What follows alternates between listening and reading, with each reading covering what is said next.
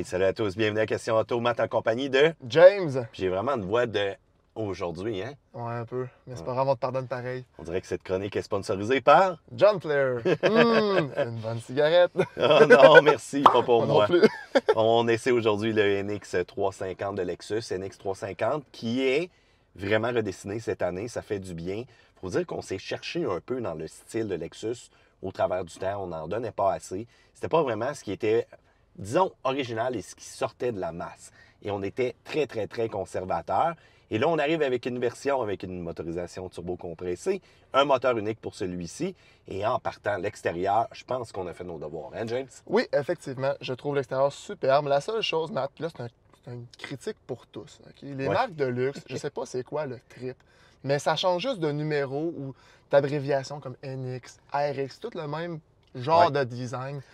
Je suis un peu tanné, même si c'est super beau, là, je commence à être tanné d'avoir ça. Je pense que le pire là-dedans, c'est Audi. BMW commence un petit peu à faire son travail, mais il faut dire qu'il est quand même bien réussi, là, le NX. Oui, ben, comme je le trouve superbe, le véhicule, mais quand même, ça me tanne un petit peu. Qu'est-ce qu'on trouve à l'extérieur? Bon, à part le style commun à Lexus, on a quand même des roues 18 pouces sur le modèle de base ou 20 pouces avec les versions un peu plus huppées. Dans notre cas, c'est la F-Sport, donc les mags noires de 20 pouces.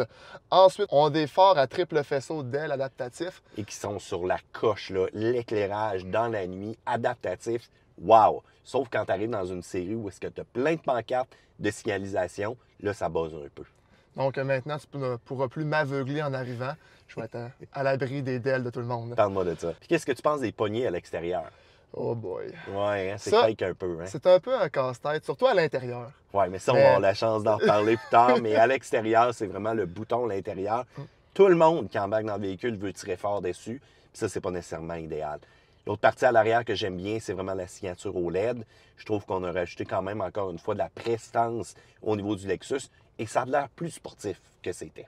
Surtout que la couleur Redline en ce moment qu'on a, là, c'est vraiment un bon travail avec la carrosserie. Belle couleur, mais de proche, on aurait pu faire attention mieux aux détails en tant que tel. Pourquoi? Ah, je trouve que c'est comme pas parfait. Habituellement, Lexus, tu regardes ça, zéro cheveux d'ange, absolument rien. OK. Celle-ci, je m'en rapproche, je trouve qu'elle bulle un petit peu. Mais ça, Couleur c'est une d'orange, genre? Ouais, peut-être un peu, mais bon. À l'intérieur, James, On a un écran de base à l'intérieur de multimédia 9.8 pouces ou sinon c'est 14 pouces en option. Ce qu'on a ici, ce qu'on va retrouver aussi beaucoup dans les produits de Toyota Lexus prochainement. oui, exactement, c'est le même écran aussi qu'on a vu dans le Tundra.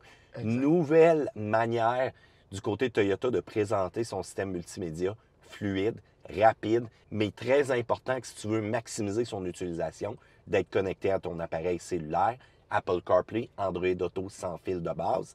Il faut dire aussi qu'on a toute l'assistance virtuelle. Écoute, juste là-dedans, il y en a pour 10 minutes d'explication facile, là. Fait qu'on va passer! Oui, et je trouve aussi qu'on a fait un bon travail, enfin, de retirer le fameux touchpad qu'on avait, qui servait absolument à rien dans la moyenne des véhicules Lexus. On a vraiment fait un beau travail au niveau de la console centrale. L'écran digital au niveau des instruments aussi, qui est plus lisible, plus fluide, encore une fois. On sent la technologie qu'on a mis à l'intérieur et on sent que ce vent de fraîcheur-là fait quand même du bien. Confort? Confort, on est super confortable. Et Matt, parlant de fraîcheur, on a 14 thèmes basés sur la nature, dans les couleurs d'ambiance de ce véhicule. OK. C'est 64 couleurs disponibles. Tant qu'à moi, c'est inutile. Mais bon, écoute, aujourd'hui, la technologie et se sentir bien dans son véhicule, c'est important. Mais dis-moi pas là, que coucher de soleil, forêt tropicale et cascade ne te relaxent pas plus que ça, Matt. Je vais m'endormir direct là si on continue d'en parler. Parle-moi de la motorisation. Oui, on a le NX 250 avec un 2.5 litres, 203 chevaux, 184 livres-pieds de couple. 350 qu'on a en ce moment, 2.4 litres turbo, 275 chevaux, 317 livres-pieds de couple. Le NX 350H qui est un hybride 2.5 litres avec deux moteurs générateurs, 239 chevaux avec une CVT cette fois-ci. Et le 450H+, qui est un branchable, l'équivalent du Prime, jumelé à une CVT aussi, 304 chevaux et 58 km électriques. Mais ça, c'est comme le Prime, ça va être une licorne. Bonne chance pour en trouver un. Je vois pas comment on peut rendre ce véhicule-là plus accessible quand on a un délai d'attente de 2 ans là, sur le Prime. Ça n'a littéralement aucun sens. Du côté remorquage, pour celui-là qu'on a, c'est 2000 livres. On a bien entendu une traction intégrale avec, attention, un bouton trail. Est-ce que tu penses que ça marche fort? Ouais. Correct. Et correct, là, mais je vais être franc avec toi, je me demande pourquoi on retrouve ça là, alors qu'aucun propriétaire de Lexus va faire des sorties en route, je te le confirme. Consommation, 10,5 litres au 100 en ville, 8,3 sur l'autoroute. Et c'est pile poil ce qu'on a fait versus ce qu'on a annoncé. Du côté comportement routier, bon, en accélération, c'est pas celui-là qui est le plus puissant. Côté suspension, avec la suspension adaptative, ça fait le travail. Mais encore là, il manque le pep côté allemande, si on veut. Ben, tu sais quoi, Matt? Quand on accélère ce véhicule-là, il y a aussi un lag à chaque fois. Puis c'est un peu tannant. Mais le point positif, c'est que avec les modes, on voit vraiment la différence, là, autant avec la suspension qu'avec l'accélération. Et parlant des modes, littéralement ici sur le bouton, on peut passer en mode sport plus. Et oui, à partir de cet affichage-là qui fait un peu Mustang, je te confirme cependant que ça a une réactivité, mais c'est pas une bombe de puissance comme certains autres véhicules. Ben, c'est peut-être ça le bouton avec les petits arbres, Matt. Mode Mustang fail. Non. Non. Mode perte d'huile pour certains véhicules, je te le confirme. On a cherché longtemps, c'était quoi, je te le dis tout de suite. Il a fallu que je regarde le manuel du propriétaire pour être sûr que c'est un mode trail, l'équivalent du RAV4 dans le fond. Parle-moi prix maintenant. 57 665 pour un modèle de base jusqu'à 72 095 pour un modèle NX 450H+.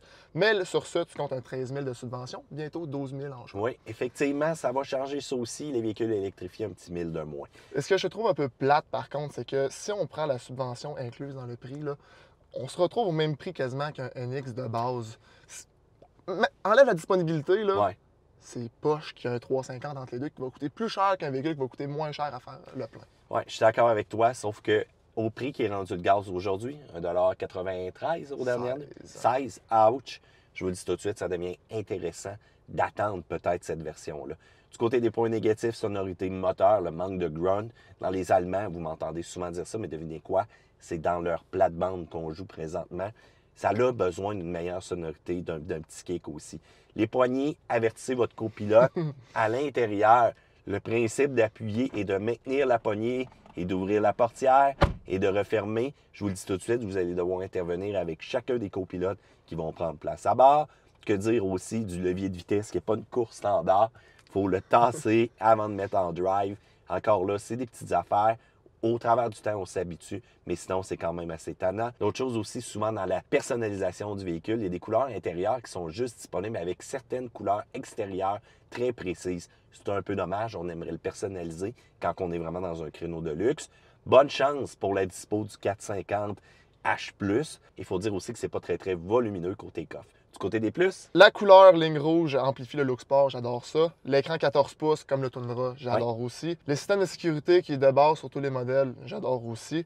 Sinon, l'audio est vraiment sa coche, puis les phares adaptatifs, fini d'avoir derrière toi ou devant toi qui s'en vient un véhicule qui t'aveugle complètement. Et voilà. Bon, ben parle-moi de ça. Conclusion, c'est sûr que c'est une menace qui est quand même plus sévère envers les Allemandes avec son look. Mais tu sais, comme en Lexus, il faut pousser un petit peu plus fort encore, voire même du côté rapidité sportif. Mais, oui, effectivement, mais on a quand même une excellente fiabilité et ça, c'est quand même une valeur sûre. Jameson dit, abonnez-vous, pouce en l'air, à la prochaine. salut, bye!